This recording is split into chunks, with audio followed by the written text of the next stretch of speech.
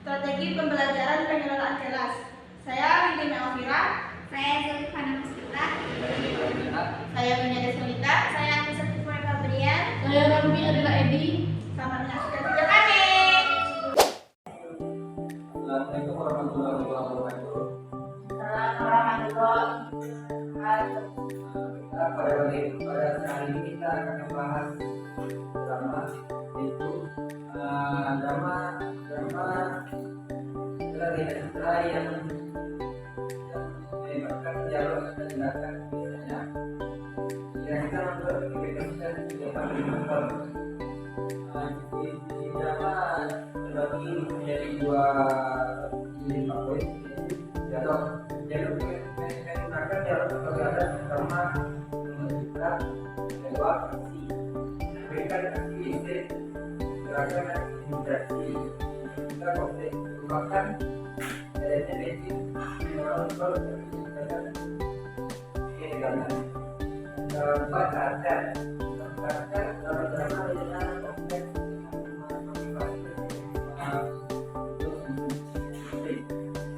jadi saya akan meminta suara menceritakan drama saya pada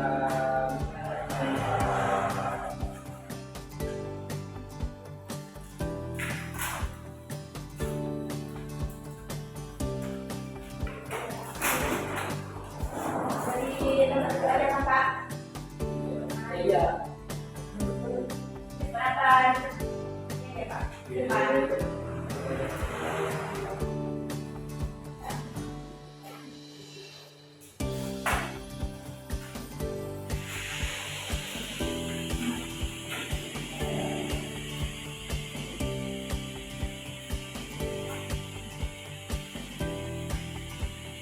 Aku benar-benar kecewa padamu. Bagaimana bisa kamu menunjukkan hal ini padaku?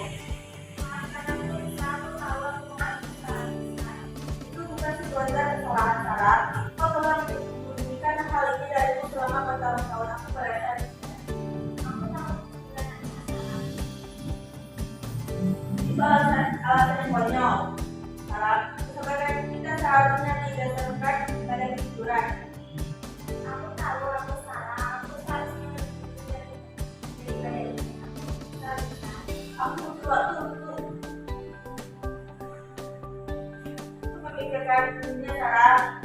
Tapi kita harus berbicara ini dengan jujur. Tanpa itu persahabatan kita tidak akan pernah pulih. Aku bersedia melakukan apapun yang kamu lakukan. Berapa? Terima kasih kepada Winya Siva dan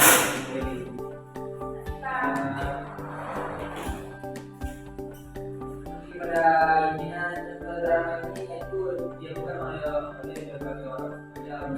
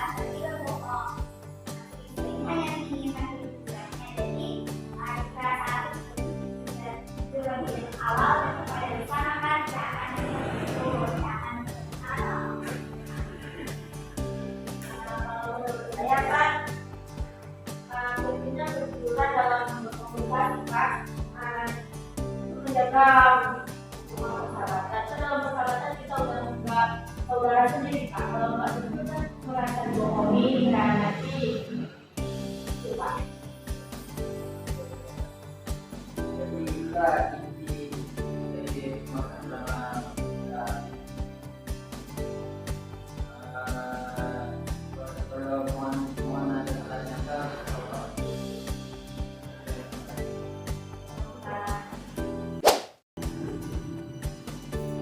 Baiklah, pada hari ini kita akan membahas kebebasan dan multilingualisme ya.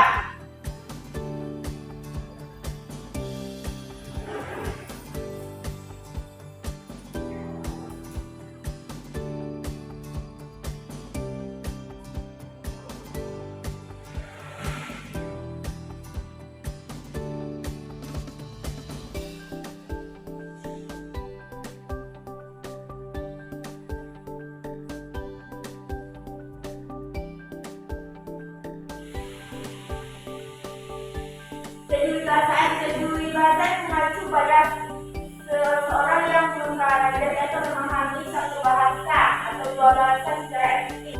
Sedangkan multilingualisme mengacu pada individu yang mempelajari atau memahami tiga bahasa atau lebih. Adapun jenis-jenis multilingualisme dan kebahasaan yaitu satu koordinatif. Seorang yang mempelajari dua bahasa secara bersamaan dan keseimbangan. Seseorang yang mempelajari dua bahasa secara bersamaan tapi bisa memahami satu bahasa dan satu bahasa lain secara seimbang. Dua keunggulan, di mana seorang siswa lebih menguasai satu bahasa daripada bahasa lainnya.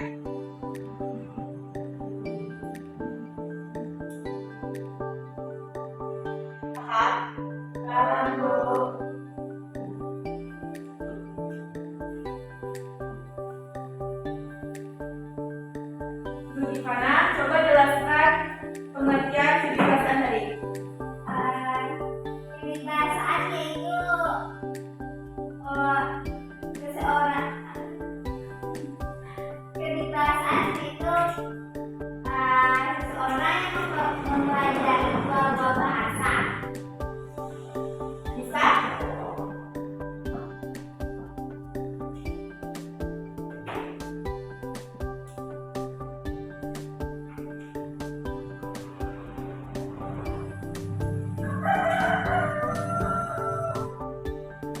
Kebebasan yaitu seseorang berbicara dan memahami bahasa secara efektif.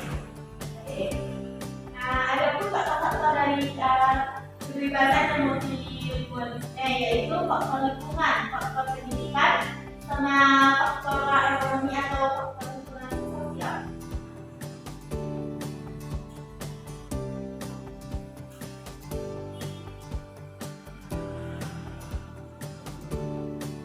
Jadi bisa kami jelaskan pengaruh kebebasan dan multilingualisme pada individu dalam bidang sosial.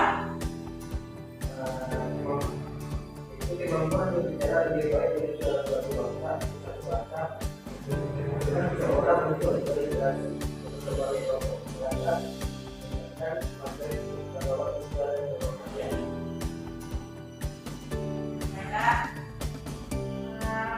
Bagaimana bisa kami menuliskan ke depan faktor-faktor yang mendorong kebebasan dan multilingualisme?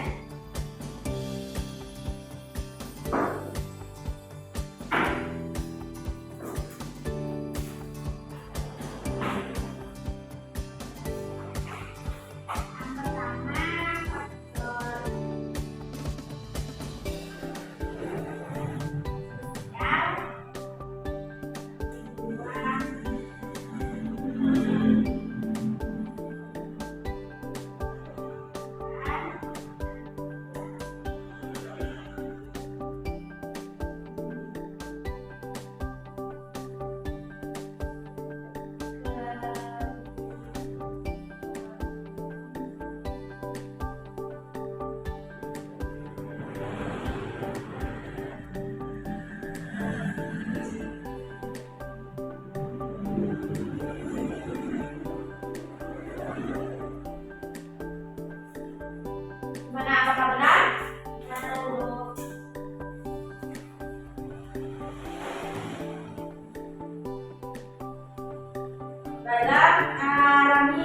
akan menjelaskan tantangan atau manfaat dari pengertian Disney dan peribahasaan.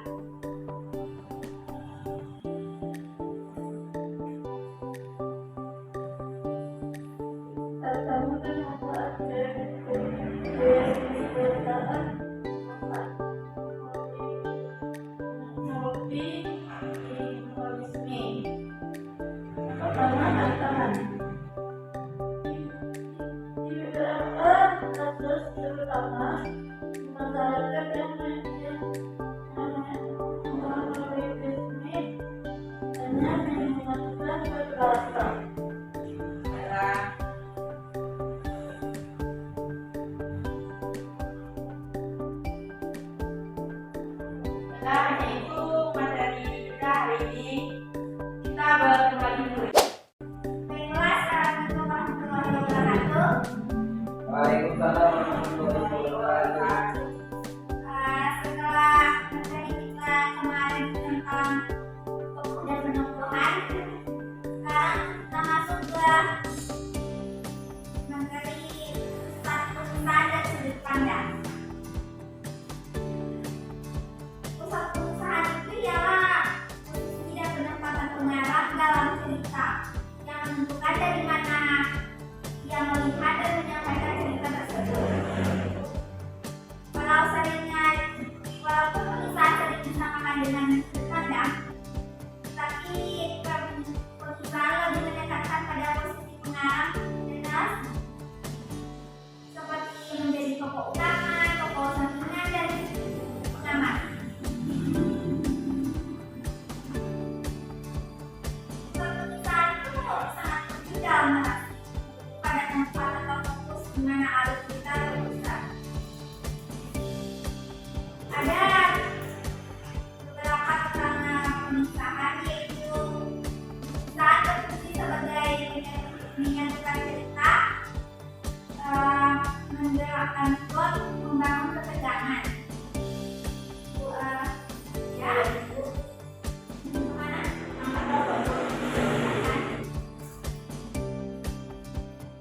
Kita lanjutkan lagi. Bagian-bagian pengusahaan ada tiga, yaitu karakter, tempat, dan konflik.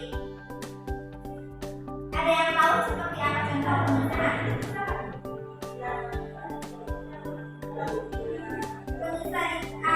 pengusahaan itu ada seperti dalam novel Romeo dan Juliet, Romeo dan Juliet.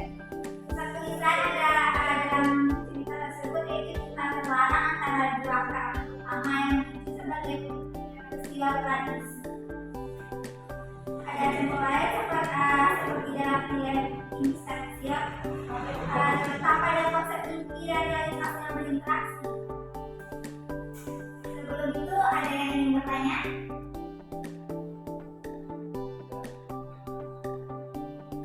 Kalau tidak ada yang ingin bertanya, saya akan memberikan pertanyaan kepada kalian. Tidak ada yang bertanya?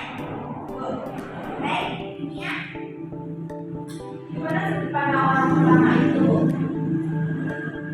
Sudut pandang orang pertama. Dan contohnya, Sudut pandang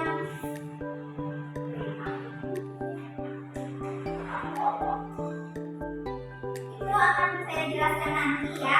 Soalnya kita masih di perusahaan belum sudut pandang. oke. Tidak ada yang bertanya tentang perusahaan? Baiklah, jika tidak ada, kita masuk kepada sudut pandang. Sudut pandang ialah perspektif yang digunakan penulis dalam menyampaikan cerita. Sudut pandang berfungsi untuk menyampaikan perspektif, membentuk hubungan emosional, dan mengatur informasi. Jenis pandang juga memiliki berbagai jenis, yaitu sudut pandang orang pertama, orang ketiga, campuran,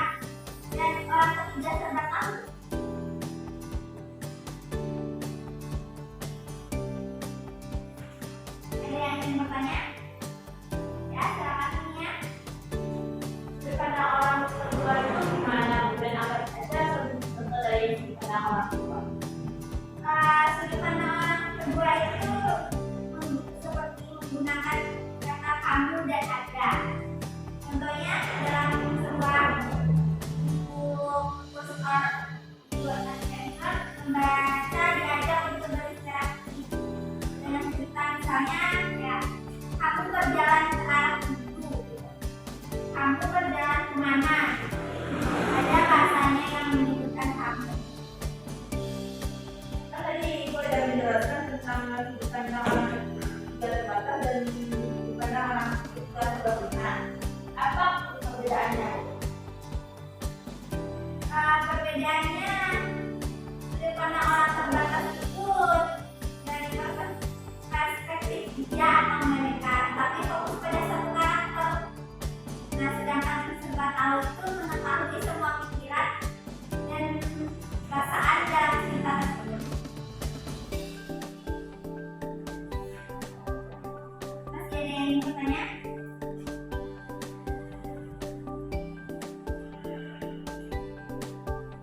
Ayo silakan jika ingin yang bertanya.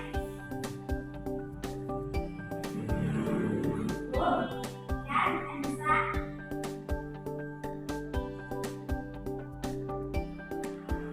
Apa sudut pandang dalam sudut pandang dalam kumpulan cerita? Sudut pandang dalam kumpulan cerita itu menggunakan sudut pandang berbeda untuk setiap cerita dalam satu koleksi.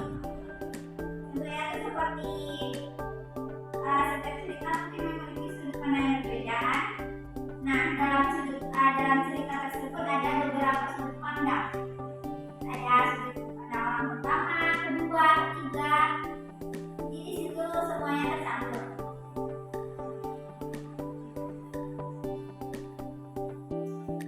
Baiklah, masih ada yang bertanya?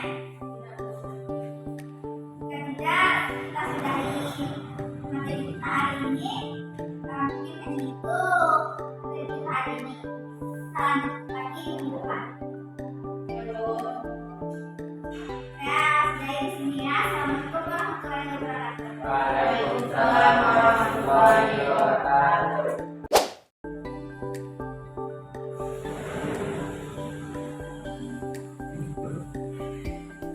Bapak-bapak terima kasih. Baik, Bu.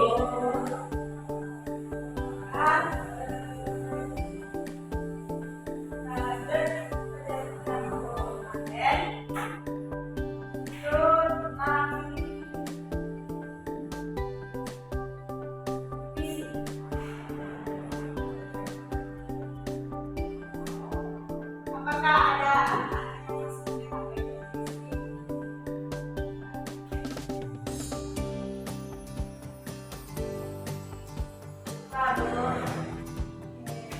jadi visi itu adalah salah satu bentuk karya sastra yang menggunakan bahasa dan kata-kata secara kreatif. Jadi visi itu ada beberapa jenis. Yang tahu visi ada jenisnya.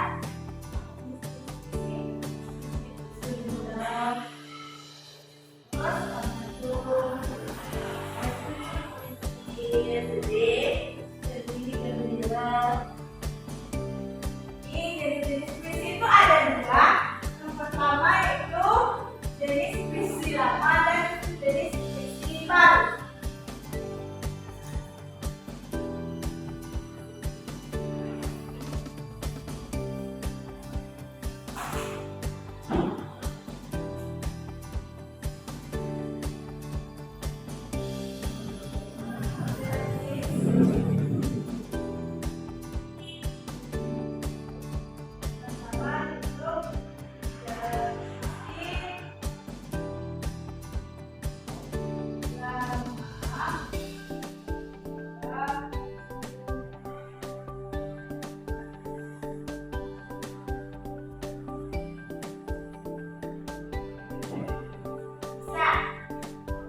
Bisa tahu apa itu puisi lama?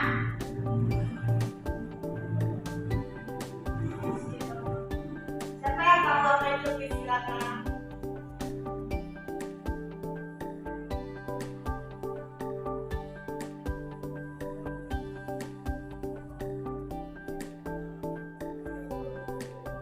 Yang tahu?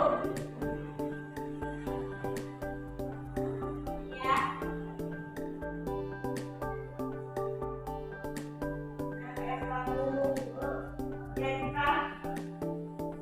Puisi lama adalah jenis puisi yang terlihat oleh antara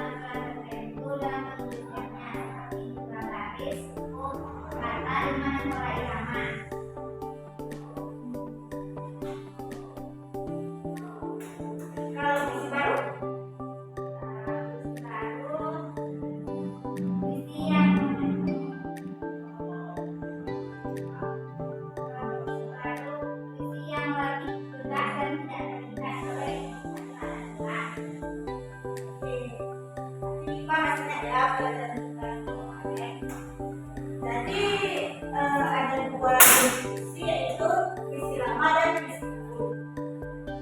Puisi lama adalah jenis puisi yang terlibat oleh berbagai peraturan seperti banyaknya baris tiap bait dan banyaknya satu kata. Contohnya itu puisi lama itu ada mantra, pantun menunjukkan, terbun, atau dan lainnya. Itu mau nanya, syair itu termasuk puisi lama atau puisi baru? Puisi lama. Jadi kemarin ibu udah bilang kalau kita bakal ambil nilai teks itu membuat karya. Jadi nanti semua disibuk baca puisi, tapi puisinya edit.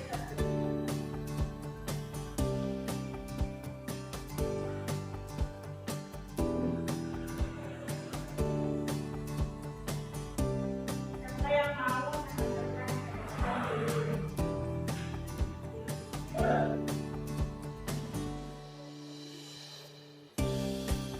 puisinya boleh apa aja? Kita sekarang ambil dulu ya. Siapa yang mau? Depan. Ya. Ada yang depan.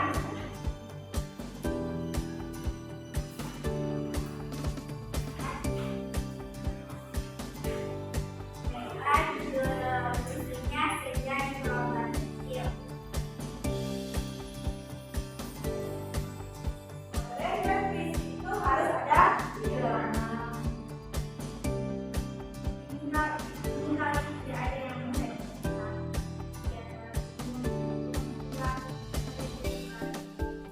Yang teman kapal perahu tidak terlalu menghapus diri dan percaya mau berpaling. Jadi bisa pulang ini kurang sekali lari makanan tidak bergerak. Dan ini tanah dan air itu hilang bukan? Tiada lagi harus berjalan sekali tiba di ujung dan sekalian selamat jalan dari pantai ke tempat seduh kehabisan sabar. Dulu. Puisinya. Senja di Saat senja melari, orang juga menyukai malu. Angin bertiup dan jauh, kembali yang akan terjadi. Burung-burung pulang ke sarangnya, aku menunggu rumah. Dalam ini, aku bertanya kepadanya, kalau lalu, kapan kita berdua ini, wahai ibu? Waktu berlalu, tak ada yang abadi, kamu saja yang selalu setia kembali. Cinta yang tak pernah pergi walau jauh, selalu ada dia.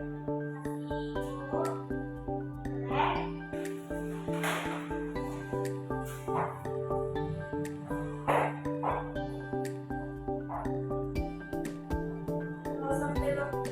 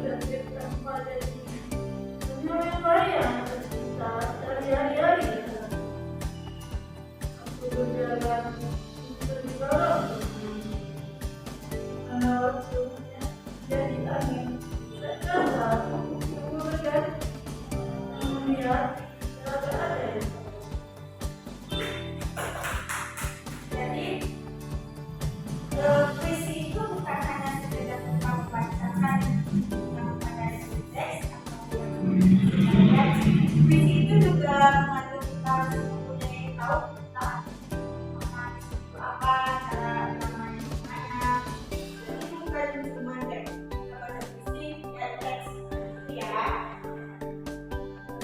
Oke, maka masih ada yang ingin bertanya tentang puisi.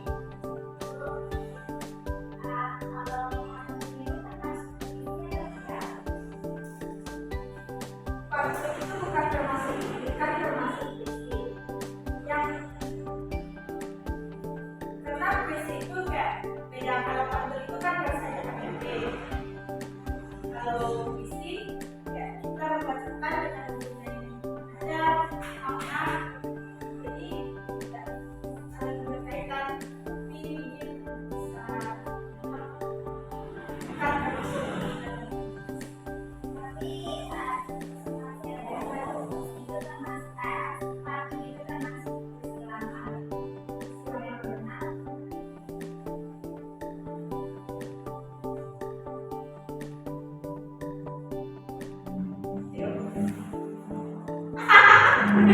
Nih, foto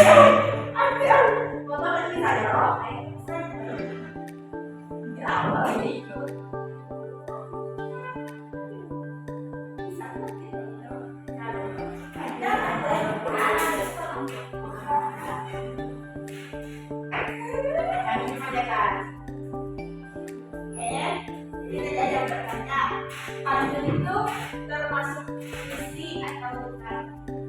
Jadi ulang, pantun itu termasuk ke dalam puisi ramah karena pantun itu mempunyai banyak satu kata dalam setiap baris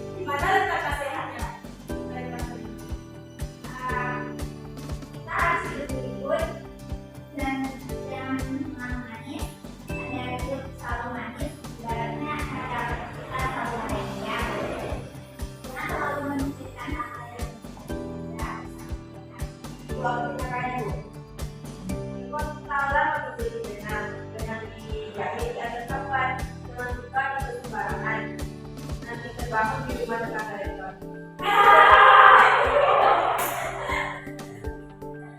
Jadi tahu kan perbedaan puisi? Kalau puisi itu cuma mempunyai baris, yang biasanya pantun itu pantun ya, dan sebagainya.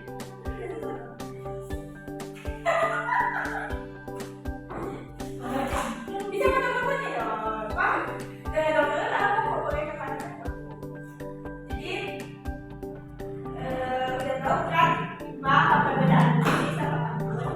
Ya kalau kita tahu perbedaan puisi sama pantun, nah jadi mungkin untuk materi hari ini udah cukup sampai sini ya.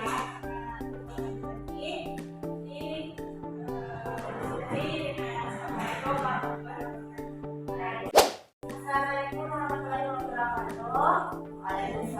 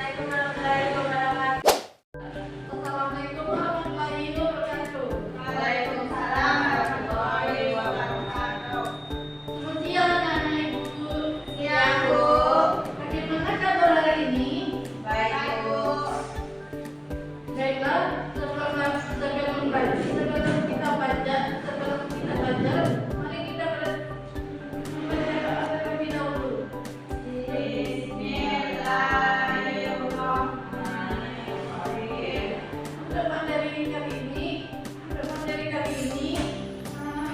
akan menunjukkan dia materi ibu, materinya memasak. Tahu nggak apa memasak artinya?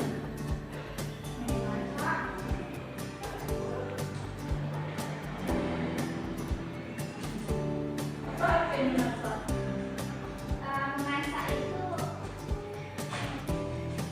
Kayak membuat sesuatu masakan, proses mengolah bahan makanan dengan menggunakan salah satu unsur makanan yang sudah diproduksi.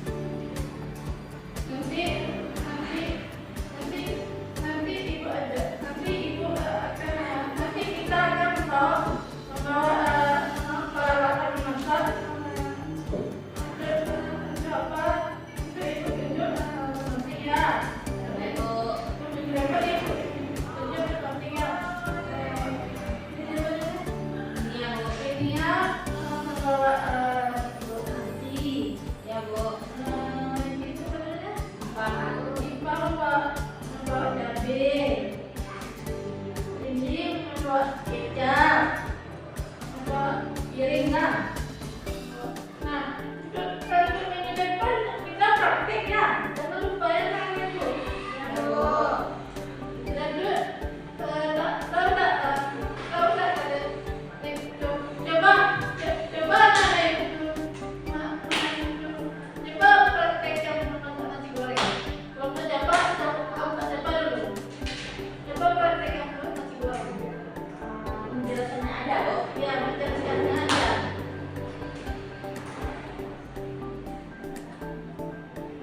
Menjelaskan masak nasi goreng. Nah, Bu, bahan-bahannya Bu, ada nasi, ada bumbu nasi gorengnya Bu, ada cabai, ada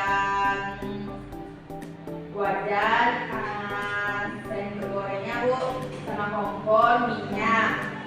Pertama kita panaskan minyak Bu.